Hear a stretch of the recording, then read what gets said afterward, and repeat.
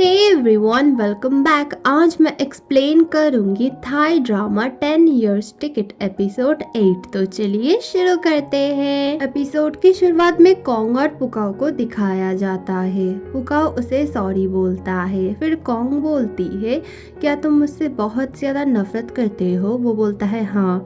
फिर पुकाओ पूछता है, तुम नहीं करती हो? कॉन्ग बोलती है नहीं, गुस्सा होती हूँ थोड़ा बहुत तुम पे, लेकिन कभी भी मैंने तुम्हें ना नफरत नहीं किया है। और हाँ, मुझे थोड़ा सा कम नफरत करना, मुझे बहुत ही ज़्यादा दुख होता है। और हाँ, तुम भूल जाओ अभी जो हुआ था हम दोनों के बीच। स्टोरी पास्ट में शिफ्ट होती है। माइक को दिखाया जाता है, वो स्कूल में स्मोक कर रहा था। फिर कोई स्टूडेंट आते हैं, उन्हें वो ड्रग देता है और फिर वो सो के साथ चला जाता है। सो और वो बैठ के बात कर रहे थे। वो बोलता है मुझे और भी पैसे चाहिए, बहुत ज़्यादा, क्योंकि मुझे अपनी फैमिली के लिए कमाना है, मुझे एक फैमिली चाहिए। सो पूछता है क्या तुम अपने मदर के साथ शिफ्ट हो रहे हो? वो बोलता है हाँ। फिर वो पूछता है क्या तुम्हें कोई फैमिली नहीं चाहिए, अपना घर नहीं चाहिए? वो बोलता है नहीं। फिर माई पूछता है जब मैं घर बनाऊंगा क्या तुम मेरे साथ रहोगे? वो बोलता है नहीं, मुझे यहाँ पे अंकल पियाक के साथ ही रहना है, ये घर अच्छा है। बाहर से लोगों को बुरा लगता है, लेकिन मुझे पता है मेरे जैसे तुम्हारे जैसे और भी बहुत लोग आएंगे लाचार। प्रेजेंट में सो ये सब बातें सोच रहा था। उसके साथ फ्लू था।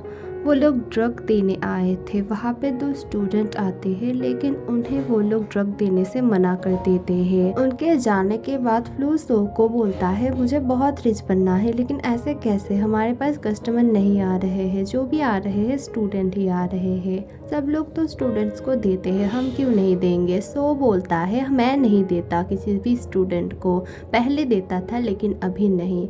मैं किसी स्टूडेंट की ज़िंदगी को बर्बाद नहीं करना चाहता।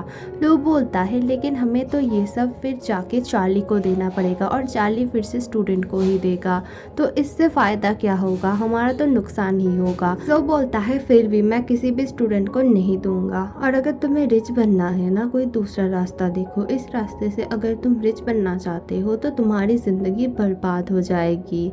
फिर वो बोलता है क्या तुम्हें अपना घर, अपनी फैमिली नहीं चाहिए? सो बोलता है तुम एकदम माई की तरह बात करते हो, पता है। लुक्सो बहुत सैड होती है क्योंकि उसे सस्पेंड कर दिया गया था। उसके डैड उसे चेयर अप करते हैं। चार्ली देखता है कॉन्ग के फादर काम कर रहे थे। वो अपने मॉम से पूछता है ये यहाँ पे क्या कर रहे हैं? ये तो हमारे फॉर्मर डायरेक्टर थे ना स्कूल के। उसकी मदर उसे सब कुछ बताते हैं उनके और उनके फैमिली के बारे में, और वो इसीलिए यहाँ पे काम करते हैं क्योंकि यहाँ पे कोई भी उनसे कोई भी क्वेश्चन नहीं पूछता है। बाहर के लोग उनसे बात भी नहीं करना चाहते हैं। फ्लूग लंच के लिए घर आता है, देखता है उसके दादाजी सो रहे हैं और घर से बहुत ही ज्यादा धुआं आ रहा है। वो किचन में जाके देखता है उसकी दादी बैठी हुई है और गैस पे कुछ चढ़ाया हुआ है जो जल रहा है।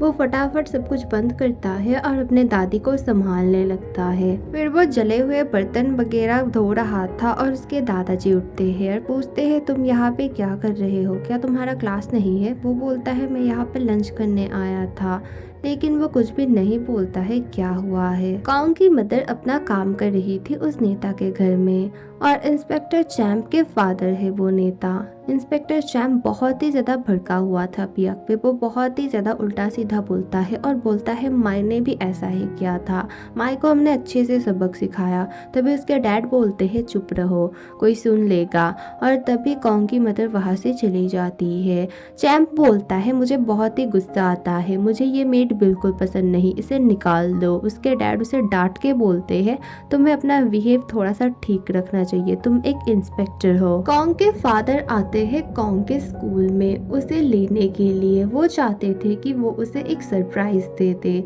वो वेट कर रहे थे। वहाँ पे डायरेक्टर आती है और उन्हें देख के खुश होती है। फिर वहाँ पे टीचर आती है, टीचर भी उनसे बहुत अच्छे से बात करती है। फिर वो बोलती है लेकिन कॉन्ग तो स्कूल में आज आई ही नहीं, क्या उसकी तबीयत खराब है? और आपको शायद पता नहीं होगा, वो शायद घर में ही होगी। वो बोलते हैं हाँ शायद मैं काम में था ना इसलिए। वो कॉन्ग को बार बार कॉल करने लगते हैं लेकिन कॉल नहीं लगता है। उन्हें बहुत ही ज्यादा टेंशन होती है। पुकाओ कॉन्ग को घर छोड़ने आता है और पूछता है क्या तुम बहुत देर तक अकेली रहती हो रात में? वो बोलती है हाँ, एक्चुअली मेरे मॉम और डैड दोनों ही ओवरटाइम काम करते हैं इसलिए। फिर वो ब्रदर अंकल को देख के बोलता है तुम्हारे पास इसे रख लो। पीछे से कॉन्ग के फादर आते हैं और बोलते हैं तुम इस लड़के के साथ क्या कर रही हो, और उसे खींचते हुए अंदर ले जाते हैं और बोलते हैं क्या तुम्हें याद नहीं कि ये फैमिली कैसी है और ये कितना नफरत करता है हमसे, अगर इसने तुम्हारे साथ कुछ कर दिया तो? वो बोलती है नहीं नहीं, वो अभी चेंज हो चुका है। उसके फादर बोलते हैं मुझे ये नहीं लगता है, अगर तुम्हें उसके साथ रहना है तो तुम हमसे दूर रहना। वो गुस्से से वहाँ से चले जाते हैं। पुकाओ सब कुछ सुन रहा था, उसे बहुत ही ज़्यादा बुरा लगता है। पुकाओ की मॉम उसका एक ओल्ड खिलौना लेके खेल रही थी। वो आता है और उसकी मॉम बोलती है तुम्हारी बहुत याद आ रही थी मुझे, प्लीज़ कभी भी मुझे छोड़ के मत जाना, जितना भी कुछ हो जाए। वो बोलता है नहीं, आपकी गलती नहीं है और हाँ, मैं कभी भी आपको छोड़ के नहीं जाऊँगा, आप प्लीज़ रोना बंद कीजिए। फ्लू अपने दादाजी के पास आता है और बोलता है क्या आपकी तबीयत खराब है, क्या आपको डॉक्टर के पास जाना है? प्लीज़ डॉक्टर के पास चले जाइए, आप ठीक रहिए बस। वो पूछते हैं क्यों? फ्लू बोलता है दोपहर को मैं जब घर आया था आप सो रहे थे और आपको देख के हमेशा लगता है कि आप टायर्ड हो। वो बोलते हैं ऐसी कोई बात नहीं है, हम हमारा पैसा ऐसे बर्बाद नहीं कर सकते हैं, ऐसे ही तुम्हारे नानी के इलाज के लिए बहुत ही ज़्यादा पैसा लगता है। फिर फ्लू बोलता है आज मैं आप लोगों के पास सो जाता हूँ। वो उनके पास सो जाता है। कॉन्ग को दिखाया जाता है वो बार बार अपने फादर को कॉल करती है लेकिन कॉल नहीं लग रहा था। पुकाओ की मॉम सो रही थी। पुकाओ चुपके से आता है और प्रीवियस लव बुक को रख देता है। लुक्सो और उसके डैड पुकाओ के फादर के प्लेस में गए थे, वहाँ पे वो लोग ड्रिंक कर रहे थे। कॉन्ग के फादर आते हैं बहुत ही गुस्से में और आके ही वो पुकाओ के फादर को पीटने लगते हैं और दोनों में बहुत ही ज़्यादा हाथापाई शुरू हो जाती है। फिर लुक्सो बहुत ही ज़्यादा चिल्ला के उन दोनों को डांटती है और बोलती है आप लोग ऐसा करना बंद कीजिए, हम लोग कभी भी डिवाइड नहीं होंगे, ना पुकाओ ना कॉन्ग ना मैं ना फ्लू, हम हमेशा साथ रहेंगे, आपको जितना लड़ना है आप लड़ लीजिए। वो गुस्से से वहाँ से चली जाती है। फिर वो अकेले बैठ के रोने लगती है। उसके फादर आके पूछते हैं क्या हुआ? वो बोलती है मैं थक गई हूँ, अच्छा बन बन के अच्छा कर करके, मैं खुद के लिए सोच ही नहीं पाती हूँ, हमेशा कभी मुझे पुकाओ के साइड में रहना पड़ता है कभी कॉन्ग के साइड में, हमेशा मुझे उन दोनों को प्रोटेक्ट करना पड़ता है ताकि उन लोगों को बुरा ना लगे, ताकि सब कुछ एकदम बैलेंस होके रहे। मुझे अच्छा नहीं लगता है किसी से भी मारपीट करना या फिर सस्पेंड हो जाना, फिर भी मुझे ये सब करना पड़ता है क्योंकि मैं सबसे बहुत प्यार करती हूँ और मेरे दिल की कोई नहीं सुनता है, हमेशा मेरा ही दिल टूटता है। वो बहुत ही ज़्यादा रोने लगती है। उसके फादर को बहुत बुरा लगता है। कॉन्ग स्कूल जाने के लिए रेडी होती है। वो देखती है उसके फादर उसके लिए लंच बना के गए थे। उसे बहुत बुरा लगता है कि उसने अपने फादर को हर्ट किया। वो बाहर जाती है और देखती है फ्लू खड़ा हुआ था। फ्लू बोलता है तुम्हारे पेरेंट्स ने मुझे कॉल करके बोला है कि तुम्हें मैं पिक कर लूँ। वो बोलती है ठीक है। तभी वहाँ पे पुकाओ आता है और बोलता है कि तुम मेरे साथ जाओगी, और पुकाओ और फ्लू में बहुत झगड़ा शुरू हो जाता है। तब पुकाओ को कॉन्ग बोलती है तुम अभी जाओ, हम लोग स्कूल में मिलेंगे, मुझे इसके साथ जाने दो।